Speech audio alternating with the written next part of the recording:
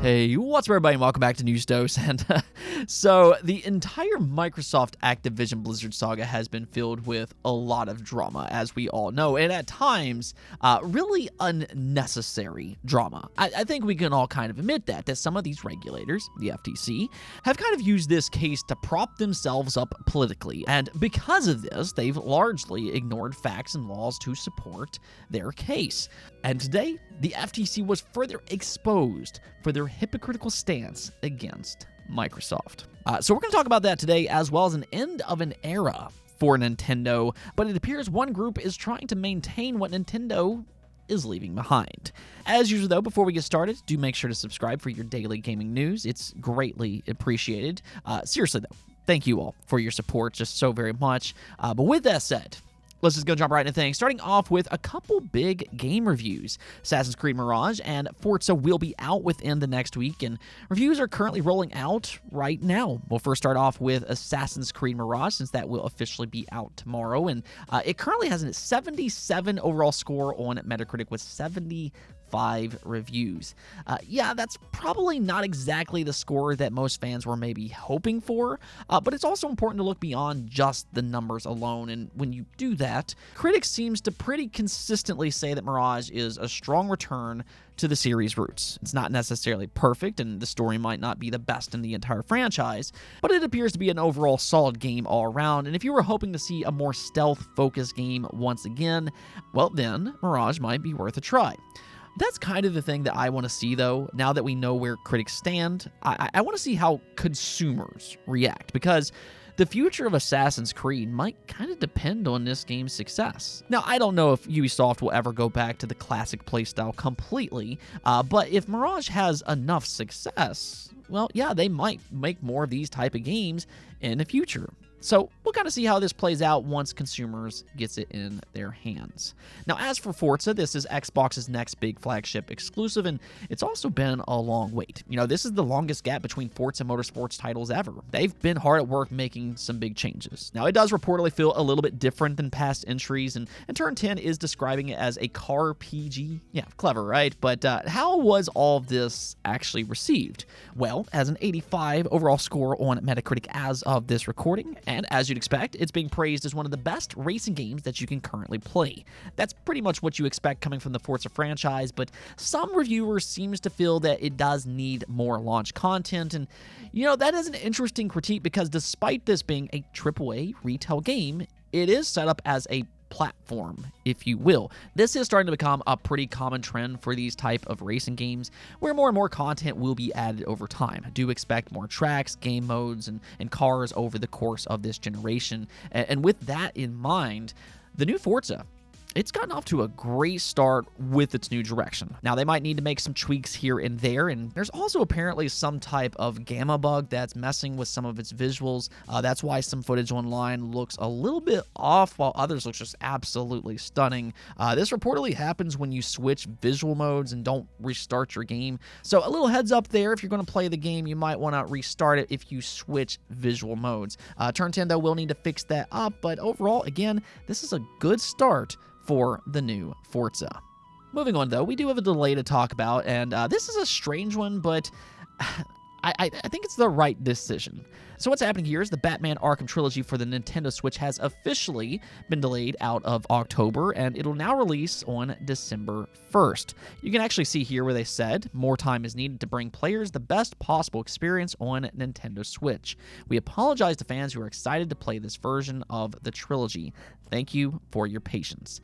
Now, truthfully, I don't know if I actually believe this statement. I mean, if it is true, and I mean, it could be, but that would mean that they must have spotted some type of problem pretty much last minute. It was originally planned for just next week on October 13th, but, and we've talked about this before, I mean, I just look at the month of October as far too busy.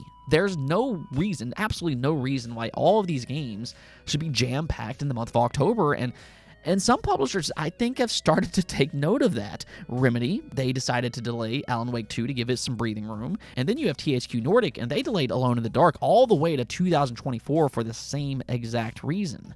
Now, when that happened, I immediately said, it's going to be interesting to see if any other publisher follows suit, and I kind of wonder if that's what's actually happening here. December is a much more calm month, and I think for that reason, this delay for Batman Arkham Trilogy, it's a smart choice. It'll kind of give it a better chance to shine on its own. Sure, it might be disappointing for fans who were looking forward to playing it this month, but I mean, the good news here is that you're still going to have plenty of other games to play this month, including Mario Wonder and Sonic Superstars, which will release on the Switch within the next couple weeks. Okay, so let's go talk about this Activision Blizzard story. I actually laughed at this when I first saw it because it's just so ironic. It's not something that really bothers me, but it's just the blatant hypocrisy that we've seen from regulators that just makes this just so hysterically ironic. I mean, these regulators are supposedly supposed to protect us, the consumers. Keep in mind that they're supposed to be serving us, not their own political gain, but that's where we are in the world right now. Everything is just so crazy anymore if you haven't noticed, but ignoring all of that, what's happening here is that Sony announced an exclusive PlayStation operator for Call of Duty Modern Warfare 3. You can go over to their website and test your lock-picking skills and unlock this new exclusive character for PlayStation if you want, which again, I don't really have a problem with this per se. I mean, yeah, it might be annoying at times for fans of the series who are on other platforms, but this is something that PlayStation has been doing for a long time. They have the marketing rights for Call of Duty, and they also get some exclusive content as well. We've seen them do that with early beta rights. We've seen them do that with game modes before, which is probably the most egregious example. And in this case, you're seeing an exclusive operator. So this isn't really anything necessarily new, but that's also the big problem here because the FTC, I mean, they actually had the gall to go to court and they attempted to make a case against Microsoft that they would do this themselves. They flat out told the judge, how would PlayStation fans feel if Xbox made an exclusive unique skin for just Xbox players? I mean, if they're really asking, I guess hypothetically, they would feel exactly how every other platform feels literally right now, because that's exactly what PlayStation is already and has been doing, as we're still seeing to this day. Nothing, absolutely nothing has stopped. Sony went out of their way to lobby regulators about parity and possible exclusive Call of Duty content, all while doing it themselves. It's just kind of ridiculous. And the fact that the FTC still wants to revive their case against Microsoft is all the more reason that I'm talking about this today. See, the thing for me is that if you want to make a case against Microsoft, then okay, you can try. But you can't be blatantly hypocritical, because basically what they're saying is that PlayStation can do it, but Xbox can't. And that's even more bizarre when you understand that PlayStation is a vastly more dominant brand than Xbox. So, I don't know. The FTC's case truly gets worse and worse by the day. And, I mean, they already had a bad case as is, especially now that Sony has, signed a contract with Xbox over Activision Blizzard. But this is just another nail in the FTC's coffin. It's another thing that Microsoft can use against the FTC. Their case is just laughably bad by this point. Luckily, though, most of this drama might, crossing my fingers for this, but might end here sometime soon. We are expecting news regarding the CMA's decision, maybe, possibly early next week, and unless something unexpected happens, again, cross my fingers, but if nothing unexpected happens, Microsoft should be able to close before that October 18th deadline. Now, another big story that we talked about at the beginning of this year was the 3DS and the Wii U eShops. They, of course, officially closed their stores earlier in the year, and it's just another realization that these digital stores will eventually close down the road. Of course, we talked about the Vita and PS3 stores a couple years back, though PlayStation did reverse their decision on that. And then the Xbox 360 store, that's coming to an end. And now we've witnessed the end of the 3DS and Wii U eShops. One silver lining here, though, is that you can still play and re-download any game that you bought digitally.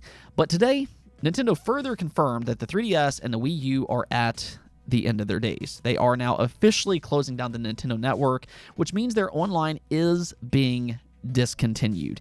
What that means is that any game that uses the Nintendo Network servers will no longer be playable online, which is a large portion of their libraries. Now, we'll need a more concrete list of what this exactly involves, but the assumption made right now is that this will impact the majority of their games. This is what Nintendo had to say on the topic, though. Thank you very much for your continued support of our products. In early April 2024, online play and other functionality that uses online communication will end for Nintendo 3DS and Wii U software. This also includes online cooperative play, internet rankings, and data distribution. You can find more information and badges for decorating the Nintendo 3DS home menu using Nintendo Badge Arcade here. We will announce a specific end date and timing at a later date.